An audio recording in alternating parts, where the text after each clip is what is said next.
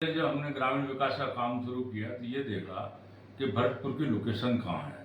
तो भरतपुर की लोकेशन दिल्ली के बहुत पास है, नंबर एक। नंबर दो कि यहाँ पर बिल्कुल ही गोवर्धन बिल्कुल पास है, और हमने ये पाया कि गोवर्धन में तुलसी मालाओं का बहुत ज़्यादा डिमांड है वहाँ पर। तो हमने जो गोवर्धन के आसपास जो यूपी में जो काम होता था उस काम को देखते हुए और हमने तुलसी मालाओं का निर्माण हमारे यहाँ गाँव में कराया। लेकिन उसमें भी यही दिक्कत आ रही थी, टेक्नोलॉजी बहुत पुरानी थी, उत्पादन बहुत कम होता था, बहुत धीरे होता था और उन महिलाओं को ज़्यादा पैसे नहीं मिलते थे। और इसी चीज़ को ध्यान में रखते हुए हमने तुलसी माला की जो मशीन है वो भी आईआईटी दिल्ली में तैयार करवाई। और खुशी की बात यह है कि गाँव की जो महिलाएं हैं, कम से कम 15-16 महिलाएं आईआईटी दिल्ली गईं और दिल्ली के आईआईटी दिल्ली के छात्रावास में वो रहीं।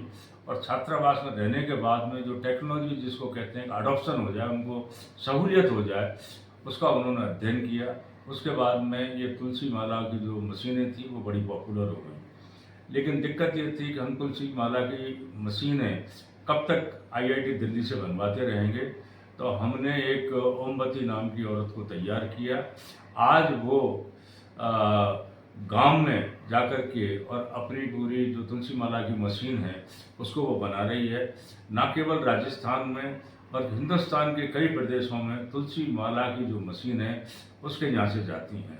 तो ये एक बहुत बड़ा एक जो पहले लोग तुलसी माला पे काम करते थे, उसके अलावा उसके ऊपर भी एक तुलसी माला की उद्यमी आज तैयार होकर के भरतपुर में हो गई है। तो ये हमारे लिए बड़ा गर्व का विषय है। चूड़ियाँ भरतपुर में काफ़ी थी और धीरे धीरे इनमें क्या हो रहा था कि जब काम शुरू किया तो उस काम में हमने ये देखा कि इनको बहुत ज़्यादा मतलब एक तरह से धुआं थी और बहुत ज़्यादा इनको गर्मी लग रही थी। उसकी वजह से 45 साल की उम्र में बेचारे ख़त्म हो जाते थे और इनकी औरतें बिल्कुल बेवा हो जाती थी।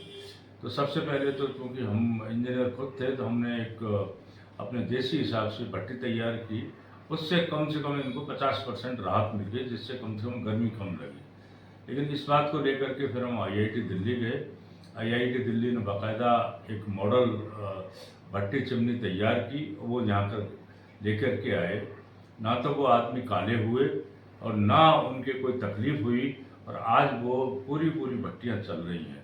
तो आज सबसे बड़ी चीज़ ये है कि कुछ नई भट्टियाँ भी खुल गई हैं, और जो आईआईटी दिल्ली के माध्यम से हमने ऊंच में, असेला में और भी कई जगह खोगांव में हमने भट्टियाँ तैयार की हैं।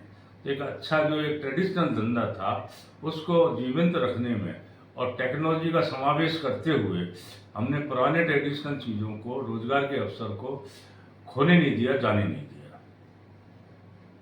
इस सबसे बड़ी चीज़ ये रही इनकी कि आईआईटी दिल्ली ने हमारा बहुत ज़्यादा साथ दिया। उसने हमसे कोई पैसे भी नहीं लिए और वहाँ से टेक्नोलॉजी का यहाँ ट्रांसफ़र किया।